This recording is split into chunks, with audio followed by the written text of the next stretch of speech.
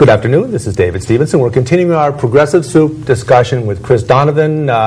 Chris is running for Congress to replace another Chris Murphy, who is running for the United States Senate. Let's talk about what you've accomplished in Connecticut in terms of minimum wage. Okay. And why is that important? Well, since I got elected back in 1993, time flies. Wow, yeah. My hair was a little darker back then, but mine too. Yeah, it happens. I've always believed in work, right? Mm-hmm. That if people have a good job, it makes it they can afford things better. And I noticed minimum wage. You looked at it. If you calculate it, 2,080 hours a year, and you multiply it by the minimum wage, sometimes you look at it, you can't live on that. So currently, minimum wage is $8.25, which is one of the highest amounts in the country, but that's only $17,000 a year. Mm-hmm. Who can live in Connecticut on $17,000 a year? Even a couple or a family on $34,000. That's still a tough. That's still a tough thing, and then that means you're also working 40 hours. So a lot of people who work minimum wage, they're not getting the hours. They may be getting 30 or 20. A lot of companies do limit the hours. Right, so it's hard. So over the years, when I first came in, I think I came in, it was a little over $4, and we've raised it. I worked to help raise it every couple of years. And we were able to pass it with Republican governors. Because I don't know if Weicker was there when I did it first, but certainly with Rowland and with Rel, we've been able to raise the minimum wage. And we haven't raised it in a couple of years now. And so we looked at it, and there's a movement right now that I'm working with to raise it. And some other states have looked at it and said, instead of legislatively raising it every 2 years or so, why don't we raise it to an amount and then index it so that depending on the cost of living, it could go up on automatic. So then people will know we've set the wage, it's a good minimum wage. We're still talking minimum wage, and but it could go up as inflation grows, consumer price index. So that's what we're looking to do this year. Now, the naysayers always say, and it's consistent. They're consistent in their message. Right. Minimum wage goes up, horrible things will happen. Businesses will shut down. The wealthy will flood out of Connecticut, and we'll have nobody here to actually own businesses to provide people with work and the minimum wage. Well, studies have shown that doesn't happen. First of all, the money, if we give money to minimum wage workers, it stays in the community. It stays right, because they spend that money. They have to pay rent, they got to buy groceries, they have to get their hair cut, right? That money stays right here. So one thing, it stays in the community. We know that. Not a lot of investment in the stock market. Absolutely right. And a large majority of the people in Connecticut make much higher than minimum wage. It's a high number, 106,000 people, but out of 1.5 million, it's a small amount. And of those, 80% are adults. So these are adults working, trying to make their families, take care of their families, and they're working minimum wage. And so by giving them a minimum wage, a higher minimum wage, it puts less of a burden on the community. Also, when you look at it, a 75-cent increase, that's about $30 a week. That's not a large amount of dollars in the course of a year. So that's what we're talking about, and all studies have shown that it doesn't lead to unemployment. In fact, it helps grow the economy. Let's differentiate between what we refer to as large corporations and small businesses, because we know that 70% of the jobs in Connecticut are small business jobs. Those are the bulk of the jobs in Connecticut, and we know that we've seen, not just in Connecticut over the years, we've seen all over America. Large corporations will bargain with states, bargain with municipalities. If we come there, what will you do for us? Right. Give us some tax incentives. Let us get by on the cheap for a specified period of time. And sure enough, that period of time runs out. They're gone. They're gone. Right. Right. Small businesses don't have that leverage. Right. What can we do, not just on a state level, but on a national level? What can we do to provide that more level playing field so that small businesses that matter much more in terms of job creation. What can we do to level the playing field to give them that edge to compete and to continue to create jobs? Well, it's a couple things. There's a whole lot there, but one of the things is we talked about minimum wage. A lot of times the bigger businesses, the bigger retail stores, they're the ones who are paying minimum wage. Whereas the smaller businesses, they know the people more. They have an understanding, and they tend to pay a little bit more for their workers. I talked to someone the other day, he goes, no way do I pay minimum wage. I understand my workers. I need them. I depend on them. Whereas in a big chain, the people are just numbers, they come and go, right? It's a whole different relationship. So there's that. So one of the ways to help out small businesses is health care. If I'm a big corporation, I can bargain for a better health care deal. The state of Connecticut has 200,000 lives in its health care plan. State employees, legislators, me, etc. We can get a good plan at a low price. So one idea I have, and I passed it this past year for cities and towns and nonprofits, is to open up the state health care plan as an option to cities and towns and nonprofits and say, hey, look, you know what? This bowl of soup is pretty darn good. It's a good health care plan, and it's affordable. It's cheaper than what you're paying now. Do you want to choose it or not? It's your choice. I want to open up to small businesses. I started a small business task force to look at health care options made up of small businesses. And they met with insurance people, they met with economic development people, and they studied in healthcare plans. And they said, we want to join the state healthcare plan. Give us the option to join the state healthcare plan. So then, if my healthcare costs are coming down, I might be able to hire another person.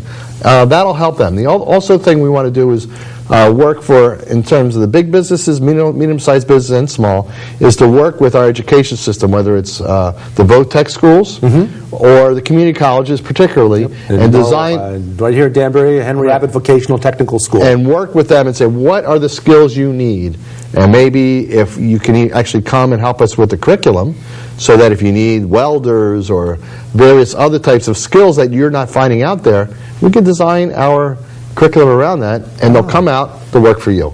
So design the schools, design the classes, design the courses offered to the needs. Right. Again, it's a partnership. Local economy. It's that partnership. And again, if a big corporation or a medium-sized one is coming here and getting that skill set, it's not just a tax break that they can come and go. They still need that training, and it ties the community to the business and the business to community. It's cooperation. Absolutely. That makes all the sense. What else? What else does America need to do? What else does the United States Congress, which is described generally as being dysfunctional, has an approval rating that's about a quarter of the approval rating of President Obama. So I guess if you think of American politics in terms of football, we're at the end of the third quarter, and Obama's ahead of the Congress, 48-12. That's a pretty substantial lead. Hope it keeps going that way. So I hope we get some more Democrats in there. But one of the issues that keeps coming up, and we've addressed it here in Connecticut. In some ways, I want to say, hey, United States, look at what Connecticut has done. I mean, things that I take pride in having worked on. And we've done minimum wage. We have looked at health care access. We have marriage equity here in Connecticut. And one other thing, which I think is one of the most important things we did, we have public financing of elections. Public financing of elections from state rep all the way up to governor. The candidate raises a set amount of small donations from $5 to $100 tops. And they have to raise it to show they're legitimate candidates, and then the state will match and give them, so you raise $5,000, the state will give you $25,000 to run for state representative. It takes the big money out of politics. How does it take the big money out of politics? The most money you can raise is $100. The most somebody can give you is $100. Are there restrictions on who can give? No. But the most anybody can give is $100. So, but a $5 contribution works. There's a couple things. One is you have to get 150 donations from people in your town you represent. So if you represent Bethel and some other towns from the various towns, you can get 150. This is for state rep. 150 donations of at least $5, and totally $5,000. So the most anybody can give you. Somebody says, "I want to give you $1,000." Can't take it. I can take 100. So your neighbor can give you 5, that counts. Somebody else can give you 100. I guess $100 is not going to buy anybody too much influence. Right. And actually, originally we said lobbyists couldn't give, and the Supreme Court says no, they can give. Because so they have the right to give as well. So $100. So everybody can give. Up to that point, but then you're done. The campaign your raising money is over, you can run for office. Daniel Malloy, he raised $250,000. He was given a grant of $3 million. And we had a trigger that if his opponent would raise more and more and more, he could get at least double. So Daniel thought, he was Dan back then, he would get another $3 million. Again, in Arizona, the Supreme Court ruled you can't have triggers. So we were stuck, what to do. So we actually changed another law and said we will give you $6 million if that's the case. But with that, he was able to compete against Tom Foley and win the election. But I think it's important. You look down in Washington, there's a lot of money with Citizens United. Supreme Court ruled that corporations are citizens, though I don't think they can vote. I'd like to see their ID. I guess, yeah. But that is causing some of the gridlock down in Washington. But I think it's also, some of the gridlock is the ability is the Congress not using its ability to put the issues before the people. And a great example of that is when, right before the end of the year, President Obama said, hey, look, unemployment's going to run out and the taxes are going to go up for middle class America. Republicans, what are you going to do? And he played it right out there, put it out there. It wasn't talking about deficits. It wasn't talking about budgets, saying jobs, unemployment, tax breaks. What are you going to do, Republicans? And they had to toe the line. They toe the line. So we need to do that about the other issues as well. We need to talk about Social Security. We need to talk about, and instead of just being a congressman, I'm going to be a community organizer / congressman. I'll come back to Connecticut and get us all stirred up, and I'll go to other states and join my colleagues and help them stir things up. So the public will be back in the middle of their government where they belong. Involvement, that's the greatest thing. And we see, unfortunately, in a lot of races, we don't see much opposition from the party that feels like they can't win, so why try? And that's, in my mind's eye, that's America needs more parties, not fewer parties. They have to talk about the issues. That's the point. And they don't. Sometimes they talk about other things that are not related to people's needs. We got to remind people that they have to fight for themselves. So. Now, you mentioned working families. Yep. I'm, in my heart, a member of the Working Families Party. I'm a registered Democrat. Like a lot of people that are Working Families Party organizers register as Democrats so we can vote in primaries. But how does this segue with the idea of these important middle class issues? Well, one of the big issues we passed in Connecticut, we passed a paid sick leave law. I mean, again, it's a basic thing. People get sick, right? This season right now, there's a lot of head colds going around, and there's a stomach bug. Oh my God, you're hearing about people dropping like flies. So people get sick. And a small minority of workers do not, up until in Connecticut, didn't have any recourse to get paid while they're out. And they tend to be the lowest income people. And so if they lose 4 or 5 days pay, that really makes a big difference. So we passed a paid sick leave law here in Connecticut. And we had Working Families was tremendous. Working Families Party worked tremendously for years to push that. They do a tremendous. They educated legislators. They educated the public, and we were able to pass, I believe, one of the first paid sick leave laws in the country. And a big shout out to Progressive Soup. Shout out to Lindsay Farrell, who's been on the show a number of times, and I've been endorsed by the Working Families Party. Excellent. So I'm I'm on the ballot already. So. And healthcare workers and healthcare people on the show talking about the dangers of someone coming to work, particularly in a healthcare industry, a nursing home, in a restaurant. What if you're working with kids and you're sick, right? The kids are all going to be sick. So, you know that. It's a tremendous investment to have people have that opportunity so that when they're sick or when a child's sick, to have at least a few sick days. And people say, oh, well, they'll abuse them.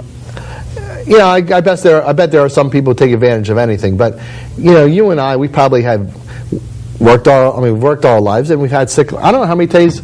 I could probably count on maybe 2 hands the number of times in how many years of work that I've been out sick. People don't want to be homesick. They want to be out working. But if you are sick, you don't want to be losing money. I was tell a story about a business in my town. Yes, it's not sick leave, but during the October storm, he was down for a week, and he manufactures gaskets and certain protective coatings. And he said, you know, my workers, they were out for a week. I couldn't open the shop. So he said, what should I do? He said, well, you know, I felt bad. So I called everybody in and said, look, you need the work. You need to pay. I'm going to pay you for that week. It was like a week's vacation. It's something that it was a great vacation. Yeah. But I'm going to pay you for that week. But look, I have a big order coming up this week. I need everybody to work real hard. They worked real hard. Those are people that are invested in their company because the company's invested in them. You got it. It's that partnership. It's and so true and so important in America. One thing that you're going to be faced with in the Congress, if you're elected, is going to be this big national discussion about immigrants. And I'm third generation Irish immigrant. My grandparents came here. They got treated badly, but they were allowed to assimilate into society. They didn't have to go through all these incredible 20-year hoops to become an American citizen. Right. What does America need to do to increase its base of employees and have these folks be citizens? Right. We have to have right now we do not have a system. There's no system. And you see people who've come to this country looking for work, and they're working, but they're not. Are they paying? Are they getting workers' compensation? Are they paying unemployment taxes? Are they paying? They're paying, sales tax. But what about other things? And who are the businesses who are bringing them in? Let's legitimize all that. And we need to have a system for that. As you said, you're third generation. I guess. Second generation. Well, first ones who come, I forget how that works. But my grandfather showed up. That'd be third generation. You're third generation. I'm third generation. My grandfather showed up with two hands, got off a boat from Newfoundland, the Siberian. I looked it up in 1906, and he didn't have to sign anything. I think he finally registered in 1912. I guess they came up with a law saying, hey, guess what, everybody, sign up. Yeah. So then he signed up. And I think he started naturalization in 1914. But we need to have a system. There are jobs available for certain people. We want to make sure that they're not only treated right, but also that the employers are not taking advantage. And also that maybe there should be some restrictions on how that works. Let's have a system. And make sure that those people contribute. We passed the DREAM Act in Connecticut. Right now, there are students by Supreme Court decisions, if they're residents, they have to go. They should be covered by our schools, K through 12.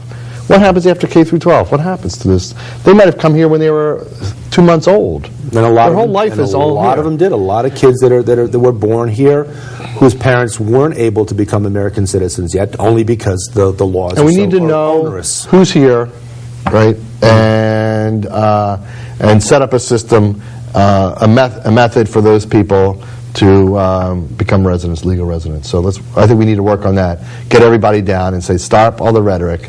Let's figure out a way to make sure that works. It's a country built on immigration. I mean, who of us? No, none of us. None of us, unless you're Native American. And even at that, still most everybody came here, and I think most everybody in America is certainly no more than say 8th or 9th or 10th generation American citizens from whatever country, whatever part of the world that somebody in their family came from, and certainly it was much easier for their ancestors to become citizens than it is now, and I just don't understand why it's so difficult for people to become American citizens. I mean, I have a friend who teaches English second language in the evening to folks that work 10, 12-hour days. And yet they're so keen on becoming American citizens. As you mentioned, they want to pay. They're looking forward to paying taxes and Social Security and all that, and being part of the great American narrative, being part of the American dream, that they'll come after long work days and study English. Now, they might go home, and in their home they might speak the native language, because that's natural. But they learn English. They're able to communicate within Danbury, for instance. Danbury has always been a great melting pot for immigrants. Well, not only was my grandfather an immigrant, my son just married an immigrant. So she's from Vancouver. Oh, excellent. And they got married in September in Boston. And on Valentine's Day, they had to go to immigration and prove that they were married, and they passed on Valentine's Day. So that was nice. That's fantastic. So she got a green card. So many great American success stories throughout the generations, and here's hoping we can continue that success. Yeah, I think we can work it out. Let's stop the stereotyping people. People are people. But let's have a system that is, that everybody knows what the rules are, and make sure people follow the rules. Excellent. What else do you want to talk about? What else is important? What else drives you to be who you are? Well, I think the main thing is respect for each other. And when I see people who feel like they're left out of the system, I want to make sure that I'm there to help them out. So discrimination on any reason, there's no reason for that. We need to fix that. Again, having people have health care, education, these are the basics that we can provide. And I think to businesses, if we could say, look, here are the things we're not going to create businesses that we can create certain businesses, public service, but we can provide the education for you. We can provide the mass transit for you. I could get in mass transit as well. And we probably alternative energy. Right. We could work on energy costs, lower energy costs. If we can lower energy, healthcare, provide transportation, and education, we are providing a great platform for businesses to come here and grow. Our climate's pretty good. We have good access to New York and Boston. We could become a real hotbed. So those are all good things. Energy costs, we have the highest in the country, and we didn't get the best service last fall. Let's work on that and try and have alternatives. I'm big on solar and other alternatives. Point well taken about the climate, because our climate, which is very similar to a little country called Germany, and Germany provides almost all of their electricity through solar. Wow. Why not Connecticut? I know. Why not America? Absolutely. Why not? Why can't we be a strong nation with a strong basis of manufacturing and creating things to keep here at home, but also to export and be the power and the strength and the beacon of light that we maybe sort of strayed away from a little bit, but it's easy to get back there, I think. I was talking to, during the storm, I walking around the Capitol, one of the security guards there, I was talking to him about energy costs. He says, yeah, I went to Turkey. I was like, boy, security guy's doing all right. He went to Turkey. He says, and outside of Istanbul, the whole village was all solar. Wow. Well, if Turkey can do it, we can do it. Let's figure out what to do. Absolutely. And I know my front door looks out on the south side. Even in the winter I come out, I could smell the paint on the door because it's getting baked by the sun. So there's some energy out there we could capture. So, and I mentioned transportation.